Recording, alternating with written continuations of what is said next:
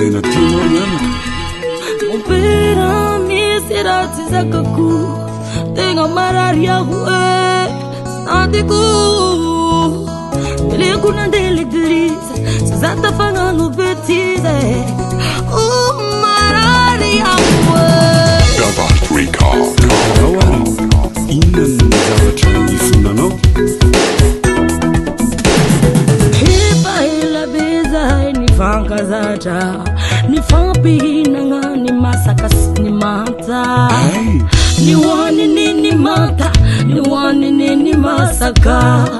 de saky ny vadiky ko zahay tamin'ny aligny longolongo ny guerre mondiale igny troisième guerre mondiale koragna tiverina kazigny ampiarigny mavozo zaho tsota fidiky laligny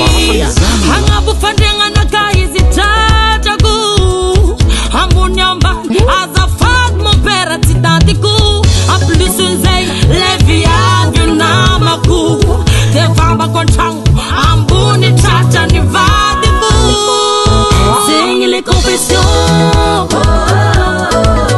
zegny les confessions ambaraza les solutions ambaraza les solutions toza utafangan bêtise zegny navia kwa l'église zegny les confessions ambaraza les solutions zakonapaka décision mamila azy anao rianaka fa tsy fantany zay atao oka zay mbola tsy ary nanonta itorabato azy ary sao de mba fananono foana renao ty izy ny lakolakoko ny popopopoko dakako mitratranizy ny vonovonoko tsy mety zany nangalatra izy ka nanjary vojoko ny popopopoko izy bokoza natoko namako yani no navitany zany namako yani nanduta tukutani namako yani le nangaro bulangi azapati mopera zako tafuangi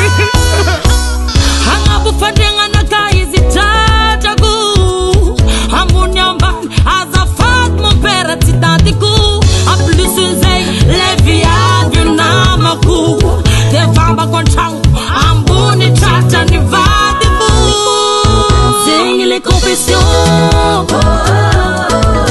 zegny les confessions ambaraza les solutions